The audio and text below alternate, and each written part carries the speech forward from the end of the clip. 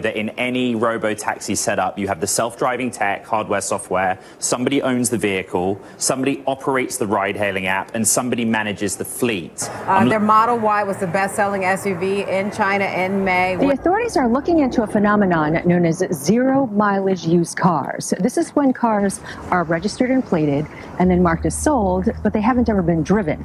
All that and more. So let's get to it.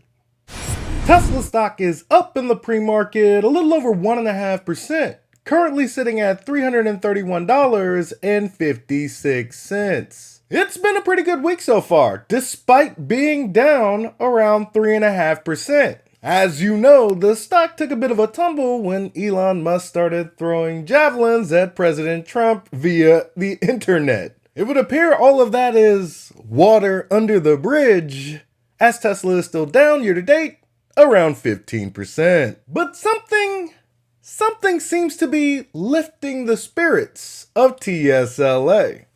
Yes, could it be that in Austin, a Tesla Model Y with the label of Robotaxi on the passenger door has been spotted patrolling around? Now, unless I miss my guess, this is just testing. Just like the Austin DMV website says for all its autonomous vehicle operators. Talk about inconspicuous. If you weren't peering inside the vehicle, you wouldn't even know that that thing's driving itself.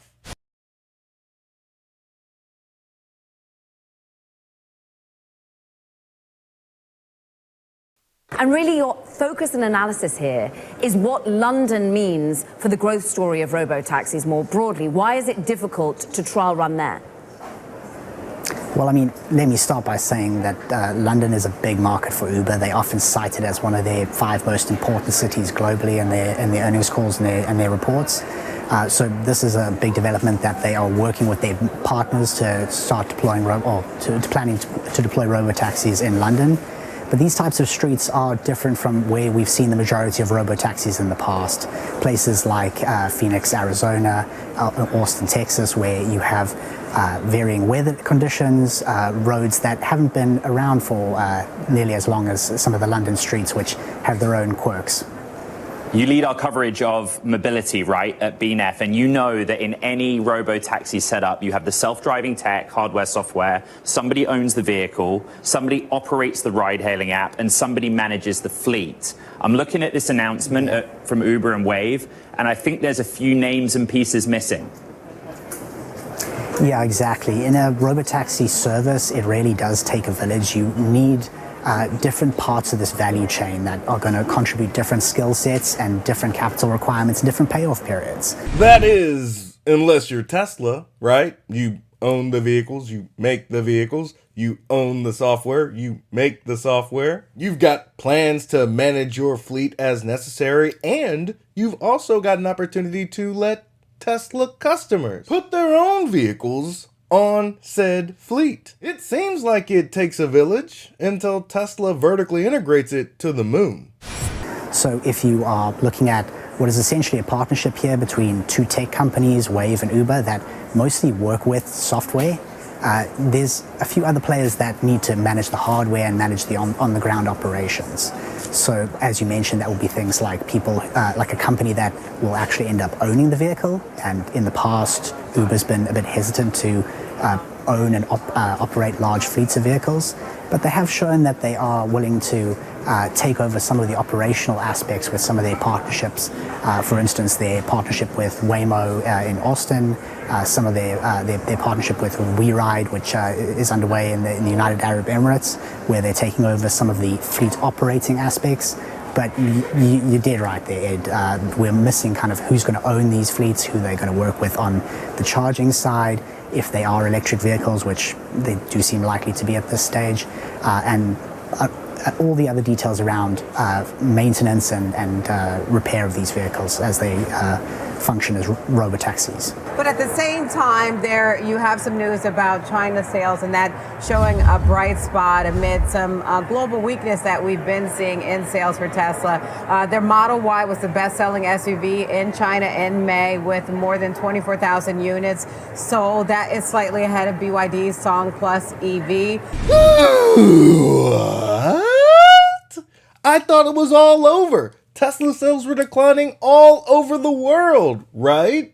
Let's frame this up real quick. The Model Y probably cost somewhere between $35,000 in China, whereas this BYD Song Plus probably cost somewhere around $20,000. Yet it's still outselling a vehicle that's in an entirely different price segment. Just let that sink in for a minute. I mean, yes, sales are down year over year, but there's a lot of mitigating factors. What do the people want? Even though it costs way more money. I wonder what happens when Tesla unveils a vehicle that's in the same price segment.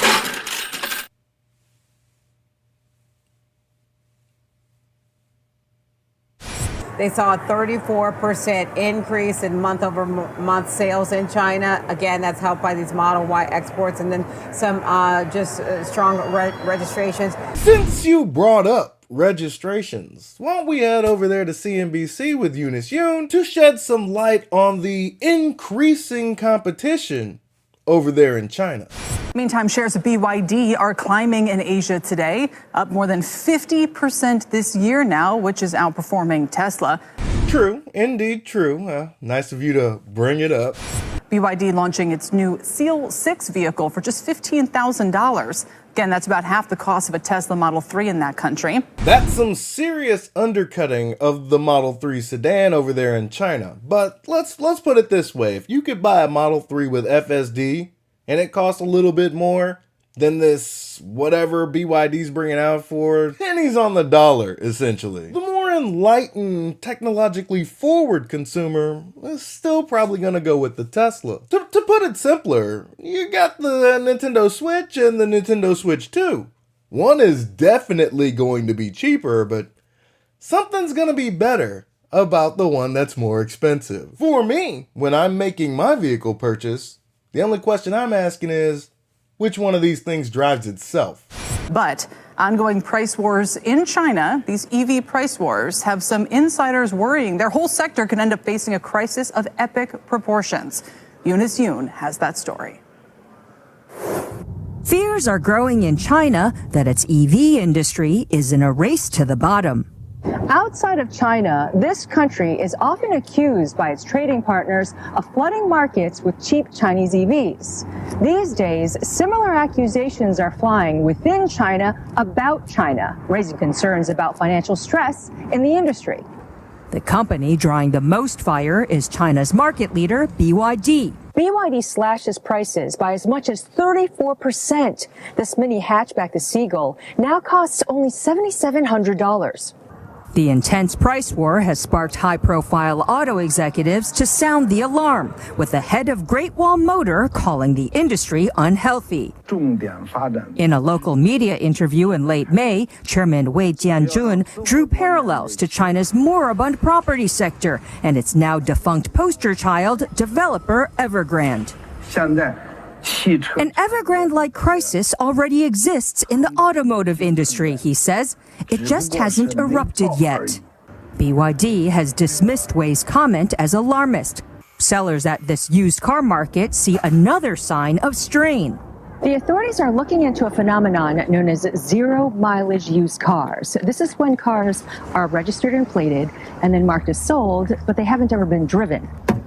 Used car salesman Ma Hui is worried where all the competition leads. All of us were losing money last year, he says. There are too many companies making too many new energy cars.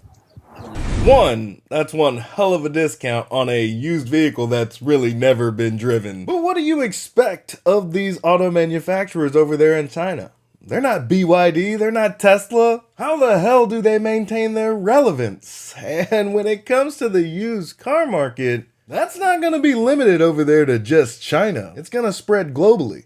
And we, over here in the United States, you better be prepared. The sellers told us that that tactic of zero mileage used cars is meant to help car companies and dealerships artificially inflate their sales volumes. It's one of the reasons why the official Communist Party paper, the People's Daily, said that the price war leads nowhere. Oh, it leads somewhere. To consolidation. I'm so glad that you're diving into this story. So it's not just in China either, where there are implications. Look, whatever happens to the industry domestically, it's great for consumers, frankly, in the meantime.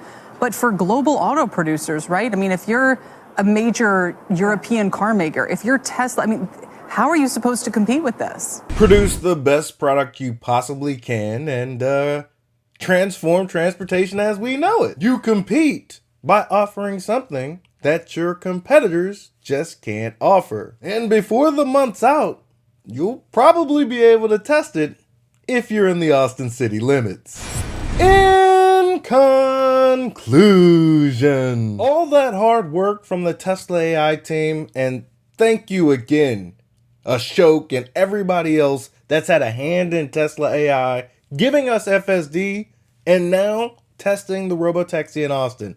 Thank you for your service. All that hard work, that's starting to pay off. And to the folks over there at Tesla Shanghai, going up against insurmountable odds, these dirty tactics of registering and selling vehicles, yet they're showing up on used car lots with nary a mile on them. Despite all of this competition, the Model Y, that's the best-selling vehicle in China in the month of May. Price be damned. Tesla, the company, they're firing on all cylinders. And the month of June stands to be something of a revelation. The birth of Tesla's Robotaxi is June 2025, ladies and gentlemen. And Tesla's not done. You remember those cheaper, more affordable models? That's still on the horizon. When those are available for purchase, I wonder what that's going to do for Tesla sales. That's all I've got for you today. Be easy. Peril.